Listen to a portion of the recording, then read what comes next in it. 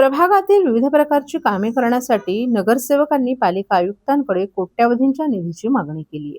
यासाठी पालिका प्रशासनाकडे सर्वच प्रभागातून अक्षरशः प्रस्तावांचा पाऊस पडलाय. विशेष म्हणजे काही नगरसेवकांची मागणी ही 10 ते 15 कोटींच्या घरात असून या प्रस्तावांचा विचार करताना प्रशासनाची दमछाक होत असल्याचं समोर आले. दरम्यान प्रत्येक नगरसेवकाला आपल्या प्रभागात कामं करण्यासाठी वर्षाला 1,40,00,000 रुपये देण्याची तरतूद करण्यात आली असल्याची माहिती पालिका सूत्रांकडून देण्यात आली आहे. निवडणुका न झाल्यानं गेल्या 5 वर्षांपासून निधी नसल्यानं प्रभागातील रिंगाळलेली कामं आता सर्वच नगरसेवकांनी करण्यासाठी कंबर कसली आहे. नुकताच ठाणे महापालिकेनं आपला अर्थसंकल्प जाहीर केला असून या अर्थसंकल्पावर 3 दिवस चर्चा सुरू होती. तर यावर्षी पहिल्यांदाच अर्थसंकल्पाची चर्चा पहाटेपर्यंत रंगल्याचंही पाहायला मिळालं. त्यानंतर महापालिकेच्या अर्थसंकल्पाला मंजुरी देण्यात आली आहे. आपल्या प्रभागातील कामांना गती मिळावी यासाठी सर्वच नगरसेवक आग्रही असून अर्थसंकल्पाच्या पूर्वी जवळपास सर्व नगरसेवकांनी पालिका आयुक्तांना निधीसाठी प्रस्ताव दिलेत. यामध्ये काही नगरसेवकांनी 2 कोटी, काही नगरसेवकांनी 10 कोटी तर काही नगरसेवकांनी 15 कोटींच्या वर निधीची मागणी केली आहे. प्रशासकीय पातळीवर यापूर्वी प्रत्येक नगरसेवकाला प्रभागातील कामांसाठी 40 लाखांचा निधी हा वर्षाला मिळत होता. त्यानंतर महासभेत तरतूद करून या निधीमध्ये वाढ होत होती. मात्र यावर्षी पहिल्यांदाच प्रशासनानंच प्रत्येक प्रभागासाठी 1 कोटींची तरतूद करण्याचा निर्णय घेतला असल्यानं प्रत्येक नगरसेवकाला आता 1,40,00,000 निधी वर्षाला खर्च करायला मिळणार असल्याचं प्रशासनाच्या वतीनं स्पष्ट करण्यात आलंय. ठाणे शहर झपाट्यानं विस्तारत असून ठाणेकरांच्या मागणीनुसार मनोरंजनासाठी घोडबंदर वाघबीळ येथे राज्यातील सर्वात मोठे तीर्थरूप निरूपणकार आप्पासाहेब धर्माधिकारी नाट्यगृह उभारण्यात येत आहे. सुमारे 2,500 प्रेक्षक क्षमतेचं हे नाट्यगृह सांस्कृतिक क्षेत्रासाठी एक मोठी देणगी ठरेल अशी माहिती परिवहन मंत्री प्रताप सरनाईक यांनी एका पत्रकार परिषदेत दिली आहे. या नाट्यगृहाचं भूमिपूजन महापालिकेच्या निवडणुकीच्या पूर्वीच करण्यात आले, परंतु निधी अभावी या नाट्यगृहाचं काम रखडलं होतं. आता राज्य शासनाने या प्रकल्पासाठी एकूण 168 कोटी रुपयांचा निधी मंजूर केला असून त्याचं कालच शासन निर्णय काढण्यात आले.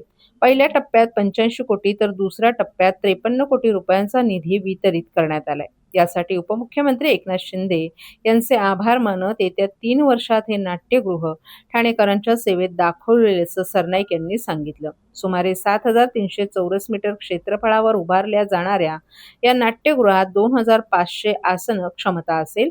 यामध्ये मुख्य सभागृहात 1,600 आसनं तसंच 2 बाल्कनीत प्रत्येकी सुमारे 450 आसनांची व्यवस्था असणार आहे. विशेष म्हणजे रंगमंचाची उंची गडकरी रंगायतांपेक्षा तब्बल 12 मीटर अधिक ठेवण्यात येणार आहे, ज्यामुळे भव्य नाट्यप्रयोग सादर करणं शक्य होईल. नाट्यगृहाच्या परिसरातील सुमारे 60% जागा मोकळी ठेवून सुमारे 2,000 चौरस मीटरचा प्रशस्त प्लाझा उभारण्यात येणार आहे. या प्लाझामध्ये एकाच वेळी 1,500 ते 200 नागरिक उभे राहू शकतील. तसंच लाईव्ह इव्हेंट, सांस्कृतिक कार्यक्रमांना सादर करण्याची सुविधाही उपलब्ध करून दिली जाणार आहे. नाट्यगृहात प्रेक्षकांसाठी अत्याधुनिक सुविधा उपलब्ध करून देण्यात येणार आहेत. याशिवाय 3 मजल्यांच्या पार्किंगची सुविधाही दिली जाईल. यामध्ये 6 लिफ्ट, एस्केलेटर, प्रशस्त आसन व्यवस्था, स्वच्छतागृहे यांचाही समावेश आहे. दिव्यांगांसाठी विशेष पहिल्या रांगेत 12 आसनांची स्वतंत्र व्यवस्था करण्यात येणार आहेत.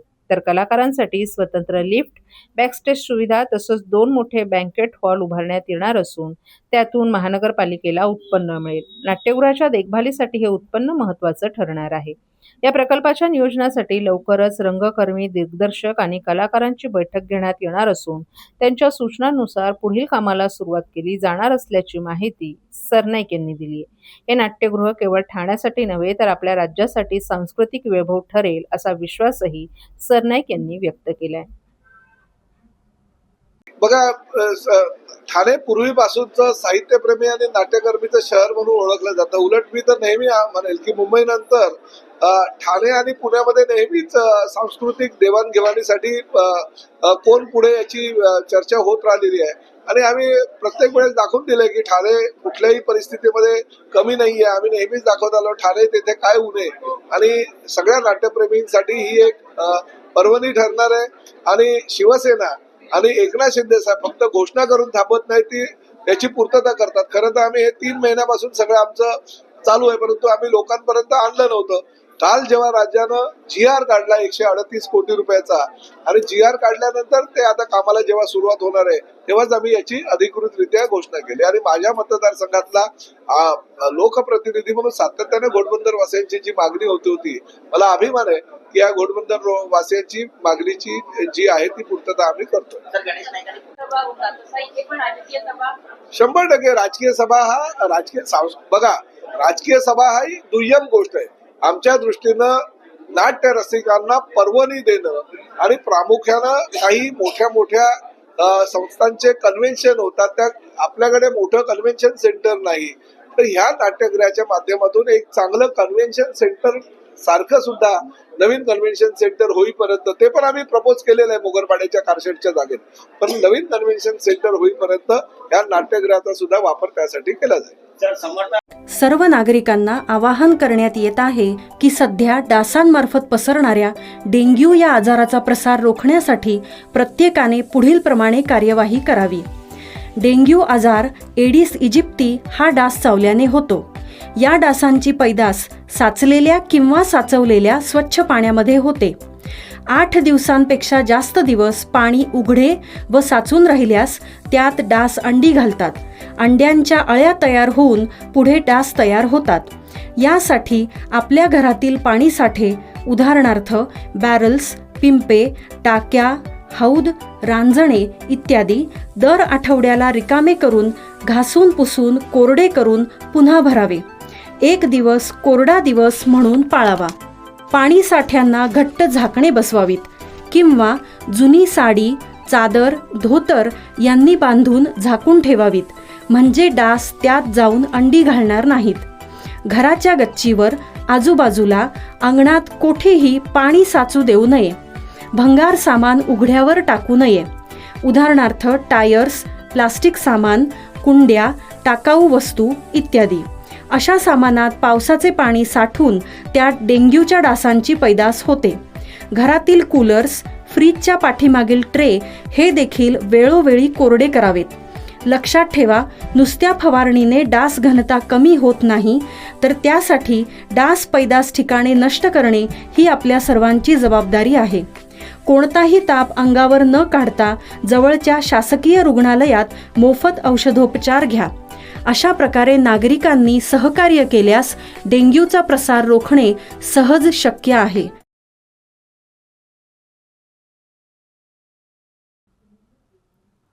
समाज माध्यमांवर डिझेलच्या तुटवड्याबाबत पसरलेल्या बातम्यांनंतर कायदा आणि सुव्यवस्था राखण्यासाठी लावलेले निर्बंध आता शिथिल करण्यात आले. जिल्ह्यातील इंधन पुरवठा आणि वितरणाची परिस्थिती पूर्वपदावर आल्यानं जिल्हाधिकारी कार्यालयानं 27 मार्च 2026च्या मूळ आदेशात अंशतः बदल करून नवीन सुधारित आदेश जारी केलेत. या सुधारित आदेशानुसार डिझेल पंप मालकांनी आता डिझेलचं वितरण पूर्वीप्रमाणेच करावं, मात्र कोणत्याही कंपनी किंवा व्यक्तीकडून गरजेपेक्षा जास्त डिझेलची उचल होणार नाही याची खात्री करण्याचे निर्देशही देण्यात आले. तसंच वाहनांव्यतिरिक्त इतर कारणांसाठी नेल्या जाणाऱ्या डिझेलच्या नोंदी अद्ययावत ठेवणं बंधनकारक करण्यात आले. याचबरोबर डिझेलचा अनधिकृत साठा करणाऱ्यांविरोधात जीवनावश्यक वस्तू अधिनियमनुसार कारवाई केली जाईल.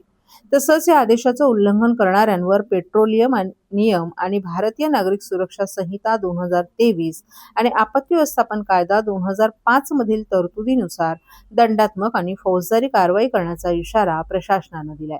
हे आदेश तात्काळ प्रभावाने लागू करण्यात आले असल्याचंही जिल्हाधिकारी डॉ. श्रीकृष्ण पांचाळ यांनी स्पष्ट केले. गुड फ्रायडे निमित्त प्रभू येशू ख्रिस्ताच्या बलिदानाचं स्मरण, क्षमा आणि शांततेचा संदेश देण्यासाठी ठाण्यात ख्रिस्ती बांधवांच्या वतीनं शांतता रॅली काढण्यात आली. या रॅलीत शहरातील ख्रिस्ती बांधव मोठ्या संख्येनं सहभागी झाले होते. ठाण्यातील सेंट जॉन दी बॅप्टिस्ट चर्चच्या माध्यमातून गुड फ्रायडेच्या दिवशी या रॅलीचं आयोजन करण्यात आलं होतं. चर्चमधून सुरुवात झालेली ही रॅली मासुंदा तलाव परिसरातून मार्गक्रमण करत पुढे गेली. रॅली दरम्यान ठिकठिकाणी थांबून सामुदायिक प्रार्थनाही करण्यात आली. यावेळी उपस्थितांनी प्रभू येशू ख्रिस्ताच्या त्यागाचं स्मरण करत शांतता, प्रेम आणि क्षमेचा संदेश दिला. गुड फ्रायडे हा ख्रिस्ती बांधवांसाठी अत्यंत पवित्र दिवस मानला जातो. या दिवशी येशू ख्रिस्तानं मानवजातीच्या उद्धारासाठी दिलेल्या बलिदानाचं स्मरण केलं जातं. त्याच पार्श्वभूमीवर ही शांतता रॅली काढण्यात येत असून समाजात बंधुता आणि सलोखा निर्माण करण्याचा संदेशही देण्यात आला, असं फादर थॉम्सन किणी यांनी सांगितलं. दरम्यान गुड फ्रायडेच्या आदल्या दिवशी म्हणजेच माउंडे थर्सडे निमित्त गुरुवारी संध्याकाळी सेंट जॉन दी बॅप्टिस्ट चर्चमध्ये विशेष प्रार्थना पार पडली. या दिवशी येशू ख्रिस्तानं आपल्या शिष्यांसोबत शेवटचं जेवण घेतलं आणि नम्रतेचं प्रतीक म्हणून त्यांचे पाय धुतले अशी श्रद्धा आहे. या प्रसंगाचं स्मरण करत भक्तांनी मोठ्या श्रद्धेनं प्रार्थनेत सहभागही घेतला. या सर्व धार्मिक कार्यक्रमामुळे ठाणे शहरात भक्तिमय आणि शांततेचं वातावरण निर्माण झालं होतं. Good Friday day, we are at the Station of the Cross, reflecting on walking on the road of Calvary with Jesus. And our main focus today, we prayed for care for creation. How can we pray for creation and make creation a better life? And how can people take care of creation? So this was our main prayer during the rally, during the Good Friday time. प्रिय मित्रांनो, आज आपण good Friday साजरा करत आहोत आणि good फ्रायडेच्या नीतीने आम्ही ही rally काढली होती आणि प्रत्येक स्टेशनला आम्ही प्रार्थना केली. परंतु महत्त्व करून आपण आपलं पर्यावरण क्रिएशन कसं सांभाळायचं आणि क्रिएशनला कसा रिस्पेक्ट द्यायचा हे आम्ही या रॅलीमध्ये प्रार्थना केली. थँक्यू.